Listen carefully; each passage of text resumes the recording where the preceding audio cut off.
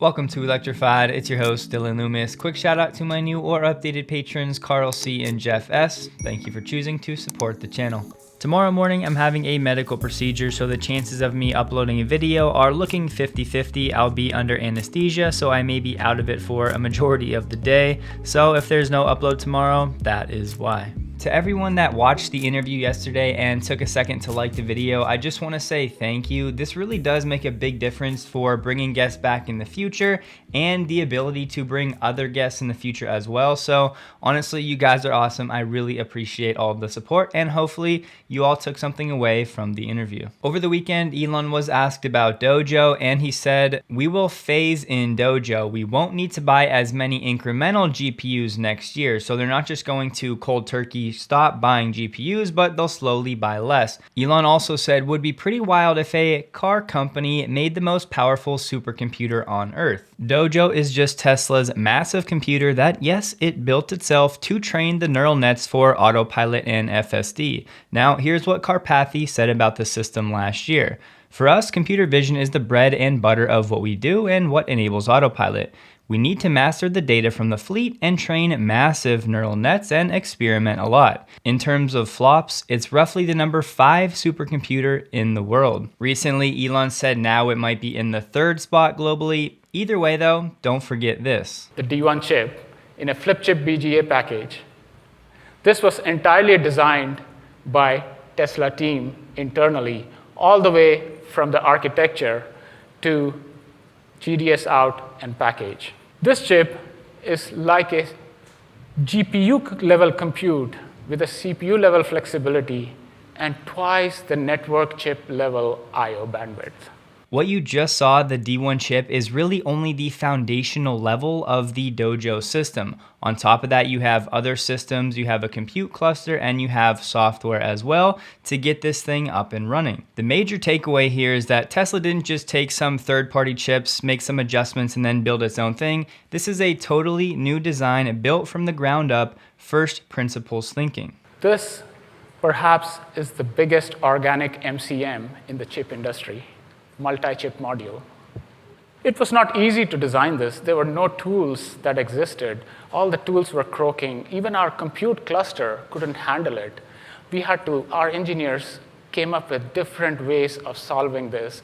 They created new methods to make this a reality. And while we're not entirely sure who's manufacturing this Tesla-designed architecture, remember this top layer, the software. There's plenty of new code that Tesla is going to have to write and test for this brand new architecture, so as like most things, it's going to take time. Some people were making much of this today that the famous investor George Soros has now decided to invest in Tesla, but if you read a bit further, you realize he actually invested a lot more in Ford. He bought over 29,800 shares of Tesla, and at today's prices, it's around $28 million for George Soros, who is worth maybe $10 billion. It's really a drop in the bucket. George also bought 29.5 million shares of Ford, and at around $16 per share, that's about $472 million. Just wanted to give you some context on this one. An institutional Tesla stock purchase that would be a bit more newsworthy is the Natixis purchase of about 14.8 million shares in Q2 of this year. Doing the math at current share prices, that's about $13.8 billion worth of Tesla stock. You're looking at the top 5 biggest owners of Tesla stock. Once again, just to give you some context, with that purchase, as you can see, Natixis is now in the 5th slot, owning around 15.2 million shares of Tesla stock. So if you want to be a top 5 holder of Tesla stock, you need a measly 15 million shares, and for the number 1 spot, you need about 65 million. Just a quick PSA, as Tesla fans, let's do better, lead by example, and try to pick up garbage if you see it at supercharger locations. Let's definitely not add to the problem, but maybe even better, I love this post on Reddit. Inspired by another post here months ago, I began carrying a roll of kitchen trash bags in my frunk. If I find myself in a station with trash littering the place, I'll gather it up and toss it, usually 50 feet away. Lead by example, just wanted to pass it along. Long story short, a few years ago in Germany, a lawsuit was brought against Tesla claiming that it was misleading investors and customers when it came to the use of autopilot and FSD. The Federal Court of Justice has dismissed the plaintiff's complaint, so autopilot and FSD advertising has been finally declared permissible in Germany. This can be our weekly reminder that whenever talking about Tesla with friends or coworkers, remember to talk about safety. Even things like the frunk, it's not just for functionality or utility, but also changing the safety of the vehicle, not having the engine and everything else coming into the vehicle in instances like this. And this doesn't even scratch the surface of everywhere Tesla is innovating when it comes to making cars safer. Elon tweeted, "Congrats to Giga Shanghai on making the 1 millionth car. Total Teslas made now over 3 million. Don't forget, Giga Shanghai started production around December of 2019. That's when it held the first delivery event toward the end of the month. So in about 2.5 years, that's what it took for Giga Shanghai to hit that 1 millionth cumulative unit produced." And respectfully to Lynette Lopez, people do not forget. Unfortunately, Tesla is also known for not meeting those goals. Elon Musk said that there is going to be Model 3s manufactured from the China plant by the end of 2019. So far, the China plant is basically an open field with some digging going on. It's harder and harder to believe that there will be Model 3s coming out of the Tesla China Gigafactory by the end of the year. Regarding the autonomy order, Tesla said production is a much bigger challenge than demand. Here's some really cool visual evidence of Tesla overcoming that challenge.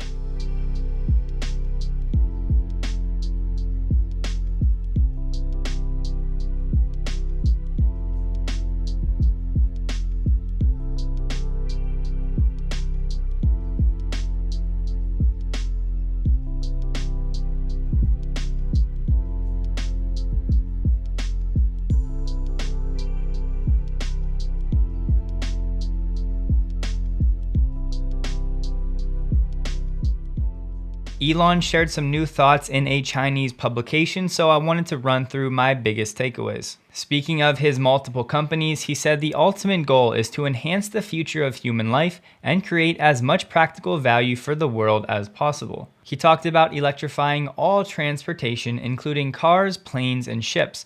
Electric rockets may be more difficult, but we may be able to manufacture the propellant used in rockets from sustainable energy sources. The biggest difficulty in advancing sustainable energy lies in the large-scale production of lithium battery cells. From the mining and element refining to battery cells coming off the production line and finally assembled into battery packs, this is a complex process that is restraining the rapid development of a sustainable energy economy. Now for some new, juicier data, Elon said the Tesla bot is close to the height and weight of an adult, can carry or pick up heavy objects, walk fast in small steps, and the screen on its face is an interactive interface for communication with people. We know that initially Tesla bots are meant to replace boring, mundane factory-type jobs. However, they said the vision is for them to serve millions of households, doing things like cooking, mowing lawns, and caring for the elderly. Elon said one day when we solve the problem of self-driving cars, we will be able to extend artificial intelligence tech to humanoid robots, which will have a much broader application than cars. We plan to launch the first prototype of a humanoid robot this year. In the future, a home robot may be cheaper than a car. Perhaps in less than a decade, people will be able to buy a robot for their parents as a birthday gift. We will create an era of extreme abundance of goods and services where everyone can live a life of abundance. And lastly, he said, we all want to wake up in the morning full of anticipation for the future and rejoice in what is to come. I hope more people will join us in our fight to accelerate the world's transition to sustainable energy. So even if we just see this at Tesla's AI Day next month, the bot walking fast in small steps and carrying or picking up heavy objects, I would be highly impressed. Be very cautious with any tweet starting with this word, but Chris Zhang said it looks like Tesla intends to mass produce this temperature controlled seat. Not a seat with ventilation, but a liquid cooled seat. We know there's been a patent out for it. Now the rumor is mass production of this sometime. Somewhat of an odd report here. Tesla North is saying the Fremont made Tesla Model Y gets the new door panels with the wood trim and the new Matrix headlights on the long range variant. Now these Matrix headlights to date have only been on the Model 3 versions and the Model Y performance variant, not the long range. But also, Drive Tesla Canada is reporting that these Matrix headlights are only going to be on long-range variants for a short period of time because they actually don't have the supply of the regular older headlights. But once that supply comes back, they're reportedly going to go back to the older headlights for the Model Y long range, for whatever reason. For the white interior, you now have this trim extended onto the door, and this part of the door is now a suede-like material. And here's the older version for comparison. The Bridgewater Police Department in Nova Scotia are reporting that they've been very pleased with the performance of the Teslas in its fleet. The chief of police said, "What it's costing us monthly currently for charging is basically what we've been spending in 3 days on fuel in a gas car. It's actually performing better than what we were expecting." The Bridgewater mayor said the Tesla is expected to save at least $5,000 a year each year that it's in service, and we're expecting it to actually be in service about 2 years longer than its gas equivalent just because of the reduced maintenance. Tesla's continuing the theme of removing chrome from the vehicles, now taking away the license plate holder on the Model 3 and Y. Drive Tesla Canada saying vehicles built after August 6th this year will now come without a license plate frame. Tesla will start selling a black license plate from in their online shop later this year. The chrome license plate, if you have to have it, still available on the website for $40 US.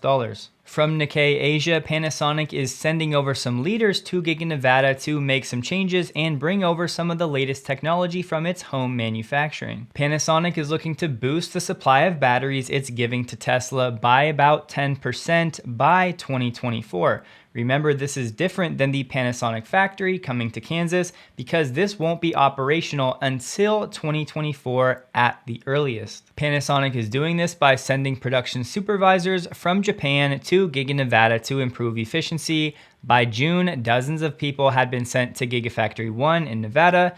They're looking to reduce equipment problems and boost production by 10%, the equivalent of one production line. The plant's eventual production capacity is expected to be about 43 gigawatt hours per year. Initially, many people were expecting Giga Nevada to boast numbers much bigger than this, but at least we get somewhat of an update. You've probably seen it by now, but the Model 3 long range is no longer even available to order. Elon said the waitlist is too long, will enable again as we ramp production. So if you have a Model 3 long range and you are potentially looking to upgrade or get a different car, now's probably a decent time to sell your vehicle. Right now, the website just says available in 2023. This data from Troy Teslike is anecdotal based on surveys. However, it makes Elon's answer not make that much sense. He says Model Y buyers in the US in Q2 waited on average 175 days, whereas Model 3 buyers waited 89 days on average. Now, granted, it doesn't break this out for different models, specifically the Model 3 long range. However, if the reason really was the waitlist was too long, then wouldn't it make sense to also pause orders for the Model Y? The latest update for FSD Beta 10.69 is August 20th. Don't ever forget this: when employees buy into a collective mission together, something happens and changes.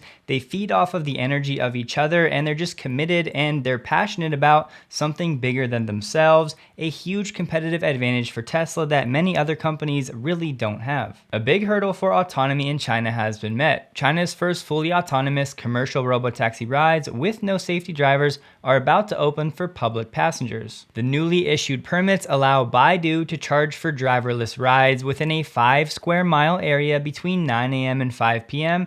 and a larger area, 11.6 square miles, between 9:30 a.m. and 5:30 p.m. Remote drivers will be ready to assume control of the vehicles if they get themselves into any sticky situations. Ford Europe is working on some new headlights that will project signs onto the road ahead of you, kind of like how a heads-up display projects it onto the front windshield. Ford Europe is saying they're still trialing this new technology, and while the vehicle is stopped, it could actually display a crosswalk in front of the car, basically letting pedestrians know it's safe to cross the road. They're talking about projecting things like speed limits or weather information onto the road.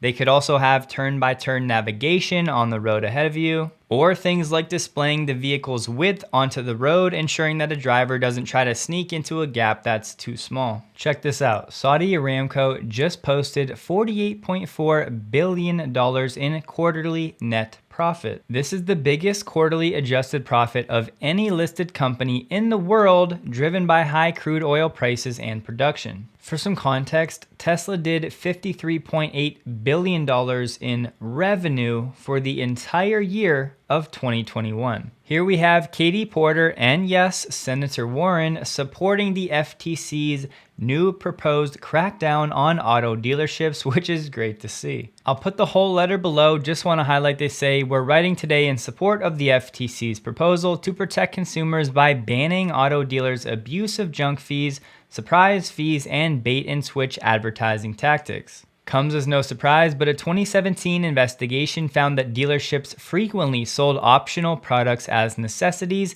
and either hid the costs or revealed it late in the process to pressure buyers to pay higher prices. Listen to this. In January of this year, more than 80% of United States car buyers paid above the MSRP, compared to 2.8% just 1 year earlier in January last year.